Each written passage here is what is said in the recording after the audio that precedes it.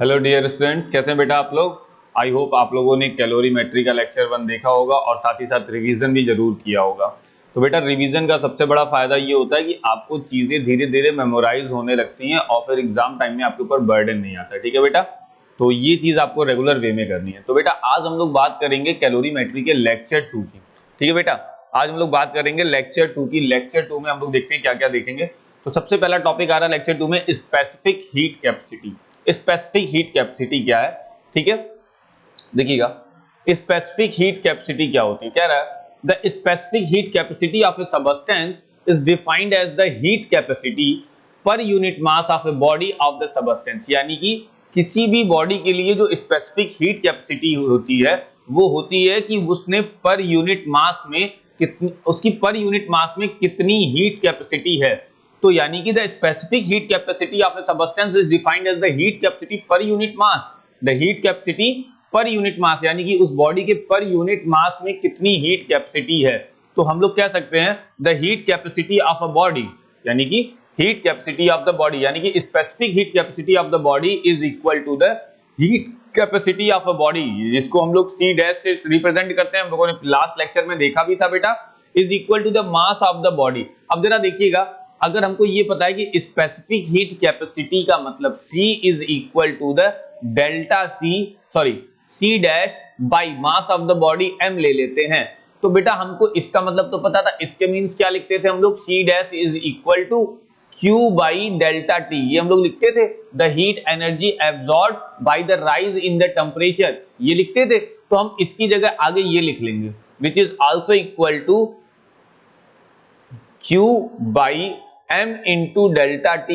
यानी कि किसी भी बॉडी की जो स्पेसिफिक हीट कैपेसिटी है वो होता है बॉडी के थ्रू एब्जॉर्ब हीट, बॉडी का मास और उसके टेम्परेचर में आया हुआ चेंज। ठीक है, आगे देखिए क्या कर रहा है, show that specific heat capacity is C is also, देखो ये स्मॉल c से रिप्रेजेंट होता है बेटा, is also equal to the, देखिए Q by M into delta T, then it means heat energy absorb by the body divided by, ठीक है, mass of body into the rise in temperature. कह रहा है in other words we can define specific heat capacity as follow. Specific heat capacity को और कैसे define करा देखते हैं।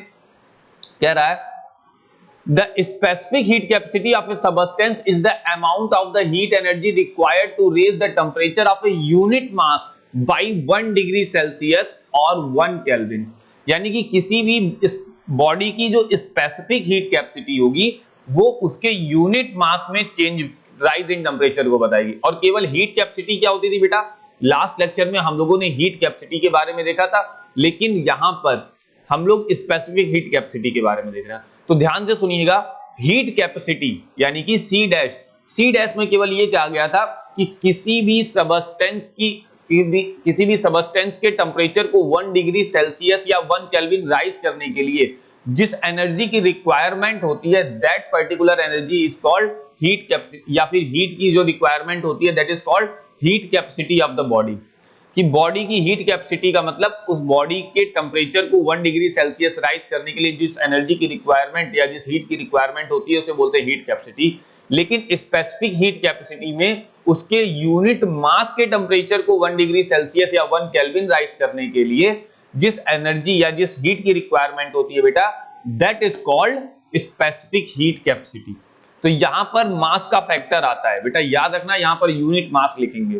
ठीक है, आगे कह रहा है of unit mass of the substance through 1 degree Celsius or 1 Kelvin is that specific heat capacity.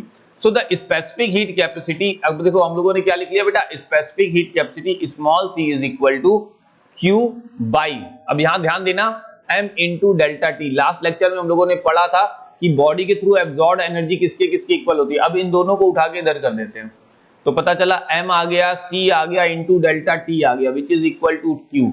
Last lecture में हम लोगों ने ये रिलेशन निकाल के देखी थी कि बॉडी के through absorb heat directly proportional होता है मास के, डायरेक्टली प्रोपोर्शनल होता है राइज इन टेम्परेचर के।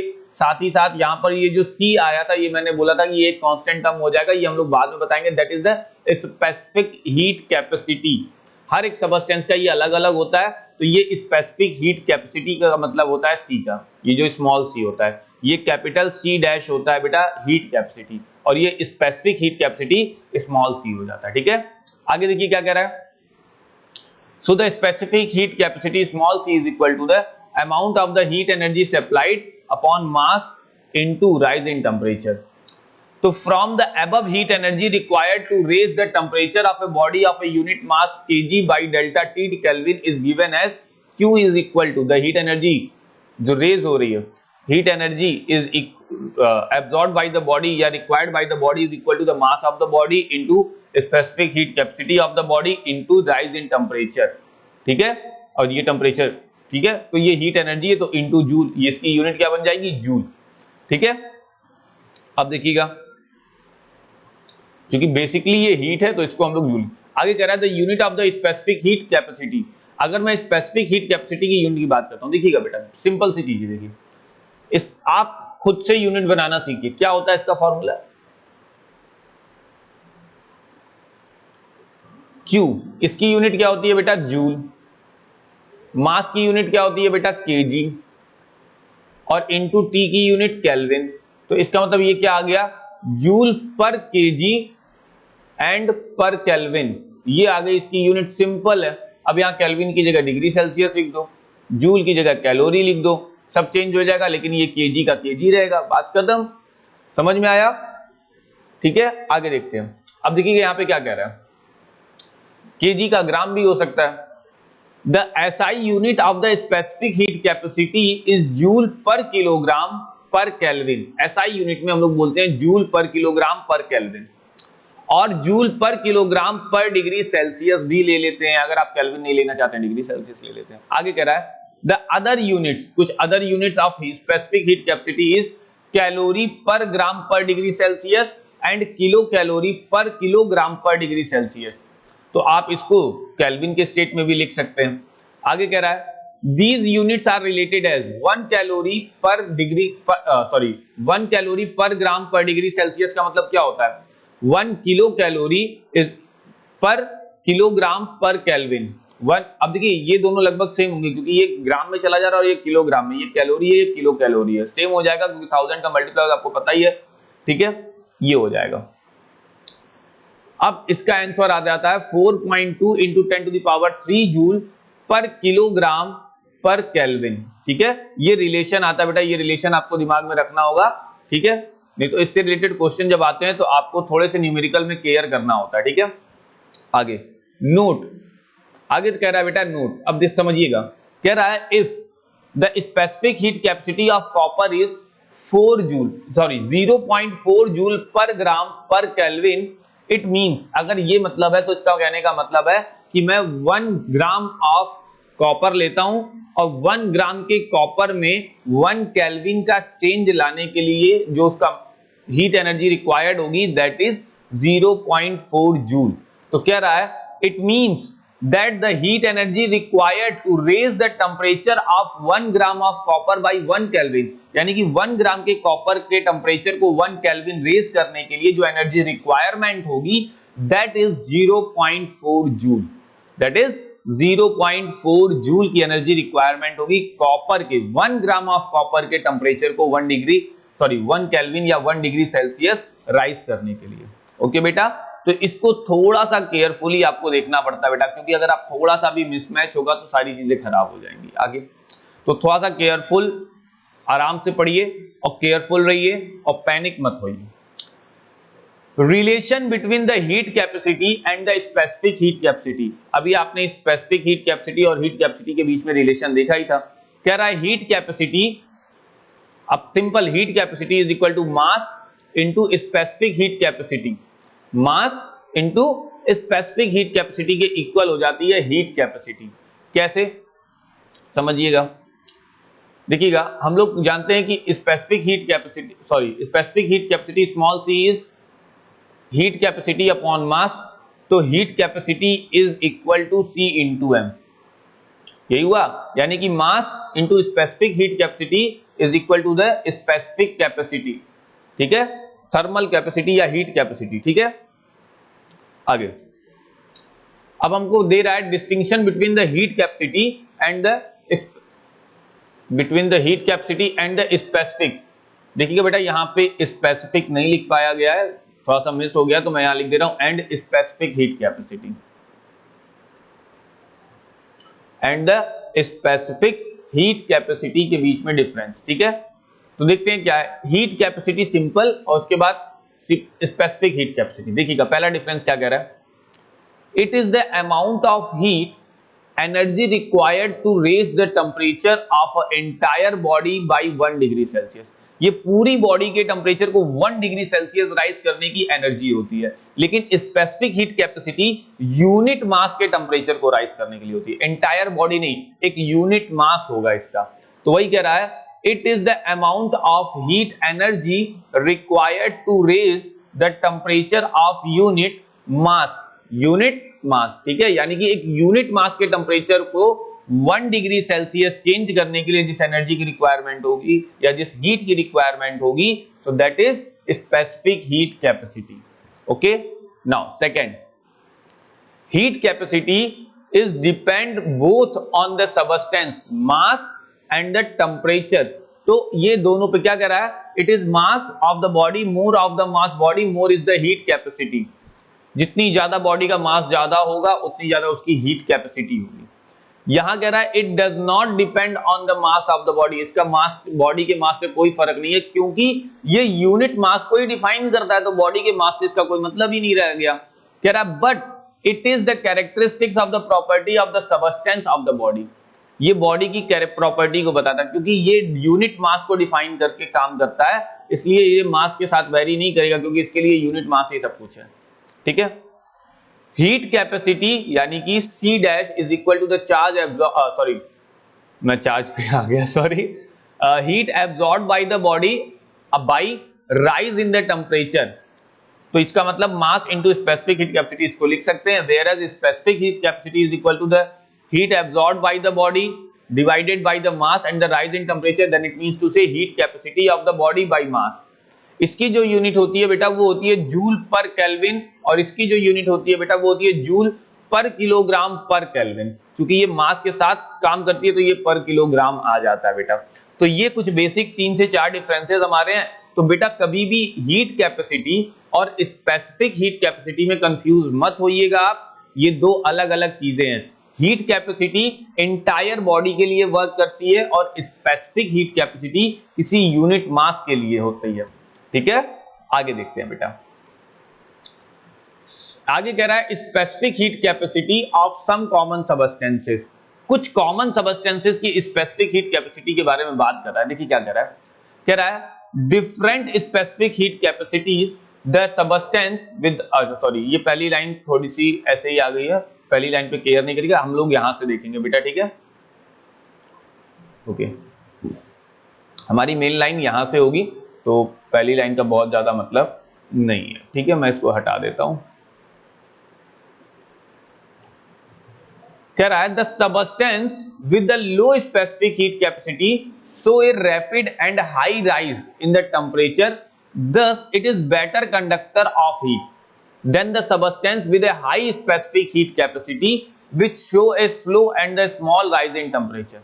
then it means to say, अब बेटा जिसकी स्पेसिफिक हीट कैपेसिटी लो होती है, इसका मतलब स्पेसिफिक हीट कैपेसिटी लो होने का मतलब क्या होता है बेटा, देखिएगा ध्यान दीजिएगा। स्पेसिफिक हीट कैपेसिटी लो होने का मतलब ये होता है कि उसे अगर हम थोड़ा सा भी टेम्परेचर देते हैं, उसका मास जितना ज्यादा बढ़ता जाएगा उसके टेम्परेचर के अकॉर्डिंग उसकी स्पेसिफिक हीट कैपेसिटी बढ़ती जाएगी। तो स्पेसिफिक हीट कैपेसिटी का मतलब ये हो गया कि अगर वो थोड़ी सी एनर्जी एब्जॉर्ब करता है तो क्या कह रहा है, specific heat capacity show a rapid and high rise in temperature, तो उसका टेम्परेचर बहुत ज्यादा बढ़ने लगता है। ठीक है, अगर वो कुछ एनर्जी को एब्जॉर्ब करता है तो उसका टेम्परेचर और उसके मास के अकॉर्डिंग वो काफी ज्यादा टेम्परेचर राइज होने लगता है, यानी कि वो एक अच्छा कंडक्टर होता है, वो एक काफी अच्छा कंडक्टर की तरह बिहेव करता है। यानी कि जिनकी स्पेसिफिक हीट कैपेसिटी कम होती है वो एक अच्छे कंडक्टर होते हैं, क्योंकि उनमें हीट अच्छे से बहुत जल्दी उनका टेम्परेचर राइज हो जाता है।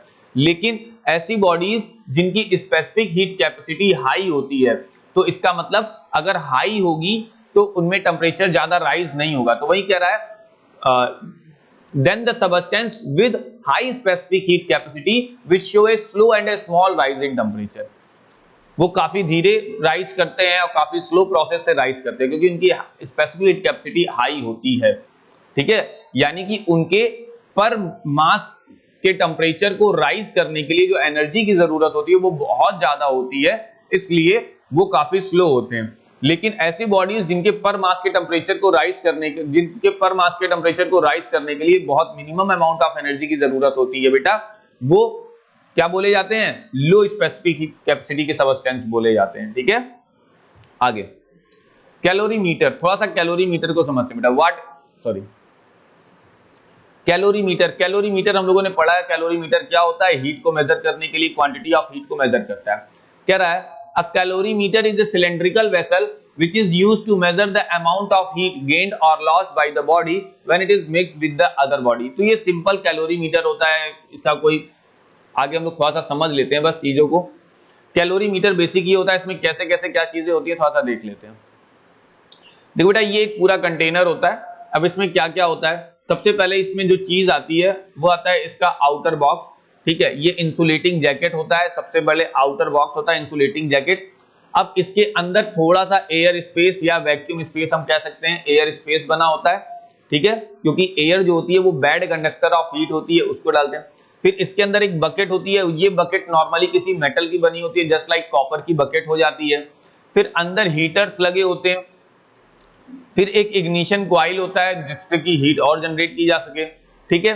फिर अब यहाँ पे दिखा हुआ है स्टील बॉम्ब, यानी कि स्टील बॉम्ब का मतलब ये हो गया कि ये स्टील का एक कवरिंग होती है, ठीक है। अब इसमें कोई लिक्विड हम डाल सकते हैं, क्रूशिबल्स होते हैं एक बर्तन टाइप के, यहाँ थर्मोमीटर होता है। अब ये मैग्नीफाइंग स्पेस आपको हर जगह दिखाई देगा नहीं दिखाई देगा, अलग अलग फैक्टर होते हैं बेटा, ठीक है। तो कई तरीके के आप कैलोरीमीटर भी देखते होंगे, ये काफी अच्छा कैलोरीमीटर है तो इसलिए आप मैंने इसकी इमेज दिखाई है। आपकी बुक में कोई और इमेज देगा तो कुछ और सिंपल कैलोरीमीटर भी होते हैं। ये ऑक्सीजन सप्लाई दी जाती है यहाँ पर, ये इग्निशन वायर होते हैं जिससे कि हीट जनरेट हो सके, ये स्टीयरर होता है जिससे कि हम लिक्विड को क्या कर सकें, घुमा सकें, यानी कि उसको घुमा के हम क्या करते हैं ताकि टेम्परेचर हमेशा पर्टिकुलर हर पोजीशन पे क्या हो, एक इक्वल टेम्परेचर हमें दिखाई दे। तो इस तरीके से हम यहाँ पर वाटर की स्पेसिफिक हीट कैपेसिटी को वाटर की हीट को हम मेजर कर सकते हैं कि कितना अमाउंट ऑफ हीट एनर्जी उसे कितनी अमाउंट ऑफ हीट है उसकी। आगे देखते हैं बेटा,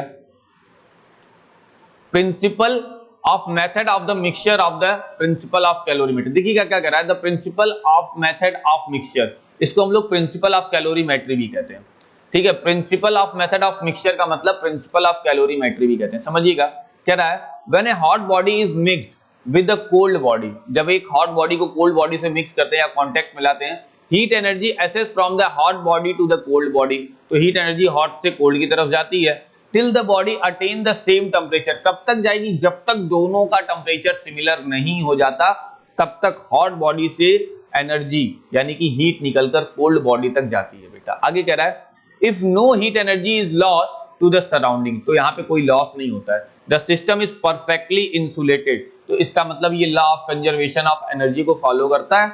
ऑब्वियस सी बात है कि एक हॉट बॉडी और एक कोल्ड बॉडी, और हॉट बॉडी से हीट निकलकर कोल्ड बॉडी की तरफ तब तक जा रही है जब तक कि वो दोनों इक्विलिब्रियम की स्टेट में नहीं आ रहे हैं। So there is no loss of energy, यानी कि the principle of calorimetry follows the law of conservation of energy.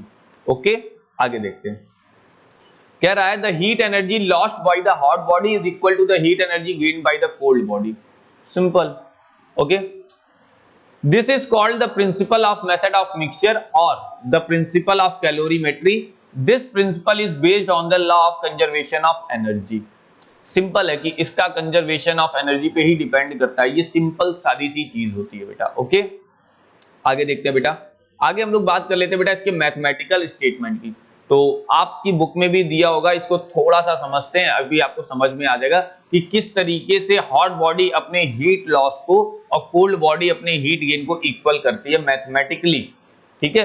तो क्या रहा है the mathematical statement, let a substance A है, उसका मास m1 है, उसकी स्पेसिफिक हीट कैपेसिटी c1 है, eight a higher temperature t1 है, ठीक है, mix with the another substance b का मास m2 है, उसकी स्पेसिफिक हीट कैपेसिटी c2 है और उसका लोअर टेम्परेचर, ठीक है, at a lower temperature t2, sorry यहाँ पे t2 आएगा, ठीक है, यहाँ मैंने c2 लिख दिया है, दैट इज t2, यहाँ पर बेटा जो आएगा दैट इज t2, ठीक है।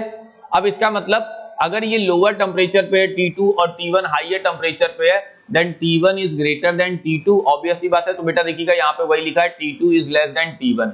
आगे क्या कह रहा है, if the final temperature of the mixture is become T, और फाइनल टेम्परेचर मिक्सचर का क्या हो जा रहा है बेटा, T हो जा रहा है। तो क्या करेंगे, तो क्या कह रहा है, fall in the temperature, temperature में फॉल कितना आया बेटा, तो T1 माइनस T टेम्परेचर में फॉल आ गया, क्योंकि ये ज्यादा था और ये फाइनल टेम्परेचर हुआ, तो कितना फॉल हुआ ऐसे निकाल लेंगे। तो टेम्परेचर फॉल यानी कि सबस्टेंस में टेम्परेचर फॉल कितना हुआ बेटा, ऐसे निकाल लिए। सबस्टेंस बी में टेम्परेचर राइज कितना हुआ बेटा, तो T फाइनल टेम्परेचर है उसका, ठीक है, तो T माइनस T2 कर लेंगे, कितना राइज हुआ, ये फाइनल टेम्परेचर है, पहले कम था, कितना कम हुआ इतना देख लेंगे, तो T माइनस T2 करके हम लोगों ने निकाल लिया कि उसका टेम्परेचर राइज कितना हुआ। अब हीट एनर्जी लॉस्ट, तो हीट एनर्जी लॉस्ट करने के लिए क्या कर लेंगे, M1C1 into fall in temperature. तो हम लोगों ने पढ़ा है कि Q is equal to M into C into delta T, ये हम लोग कर लेंगे। तो यहां पर वही किया गया बेटा, देखिएगा, तो fall in the temperature of substance A this, rise in the temperature of substance B this, so the heat energy lost bye A M1 into C1 into fall in the temperature, अब fall in the temperature मतलब M1C1 into T1 minus T, heat energy gained by the B M2C2 rise in temperature M2C2 T minus T2. So if no heat energy is lost surrounding, so अगर ये law of conservation of energy को follow करता है और कोई भी heat energy loss नहीं होती है बेटा सराउंडिंग, यानी कि प्रिंसिपल ऑफ कैलोरीमेट्री के अकॉर्डिंग यहाँ पर कोई भी एनर्जी लॉस नहीं हो रही है, तो फाइनली हम लोग कहते हैं heat energy lost by body A is equal to the heat energy gained by body B. So which is M1C1 T1 minus T is also equal to the M2C2 T minus T2। ठीक है बेटा, तो ये एक basic mathematical statement था, बहुत ही simple statement है, आप इसको चाहें तो प्रिपेयर कर सकते हैं, लेकिन बेटा आपको रेगुलर रिवीजन करना होगा। तो ये था बेटा लेक्चर 2। तो आज लेक्चर 2 में हम लोगों ने क्या देखा, एक बार देख लेते हैं। हम लोगों ने सबसे पहले बात की स्पेसिफिक हीट कैपेसिटी की, और ये भी जाना कि स्पेसिफिक हीट कैपेसिटी मास पर डिपेंड करती है, पर यूनिट मास के लिए जो हीट एनर्जी एब्जॉर्ब की जाती है और उसमें जितना चेंज आता है टेम्परेचर में, उसके अकॉर्डिंग हम स्पेसिफिक हीट कैपेसिटी निकालते हैं। साथ ही साथ हमने ये भी क्लियर किया कि स्पेसिफिक हीट कैपेसिटी बॉडी की हीट कैपेसिटी से डिफरेंट होती है, क्योंकि हीट कैपेसिटी इंटायर बॉडी पे वर्क करती है और स्पेसिफिक हीट कैपेसिटी एक यूनिट मास के लिए वर्क करती है। इसकी यूनिट्स को हम लोगों ने देखा, ठीक है, इनके बीच के डिफरेंसेस, हीट कैपेसिटी और स्पेसिफिक हीट कैपेसिटी के बीच के डिफरेंसेस को हम लोगों ने देखा कि किस तरीके से इन दोनों के बीच में डिफरेंस होता है, ठीक है। फिर कुछ कॉमन सबस्टेंस देखे कि जिनकी कैपेसिटी हाई होती है, जिनकी स्पेसिफिक हीट कैपेसिटी जैसे मान लो लो है, तो वो जल्दी गर्म होते हैं और जल्दी ठंडे होते हैं, देन इट मींस वो एक अच्छे कंडक्टर हो जाते हैं। जिनकी स्पेसिफिक हीट कैपेसिटी काफी हाई होती है, हाई कैपेसिटी का होने का मतलब वो जल्दी गर्म नहीं होंगे, यानी कि वो काफी लंबा टाइम लगाते हैं गर्म होने में, और कहीं एक बार गर्म हो गए तो काफी लंबा टाइम लगाते हैं ठंडे होने में, तो वो एक अच्छे कंडक्टर नहीं माने जाते हैं। फिर आता है calorimeter. Calorimeter amount of heat को गेन करता है, मेजर करता है, कैलोरीमीटर का बेसिक स्ट्रक्चर होता है। फिर आता है principle of calorimetry. Principle of calorimetry क्या कहता है, the heat absorbed by the cold body is equal to the heat loss by the hot body, ठीक है। इसका मैथमेटिकल एक्सपेरिमेंट हम लोगों ने यहाँ देखा, इस तरीके से कैसे करेंगे। ओके बेटा, तो फिलहाल आज के लेक्चर में हम लोग इतना ही देखेंगे बेटा, बाकी की चीजें नेक्स्ट लेक्चर में देखेंगे, तब तक आप लोग रिवाइज जरूर करेंगे। Bye bye.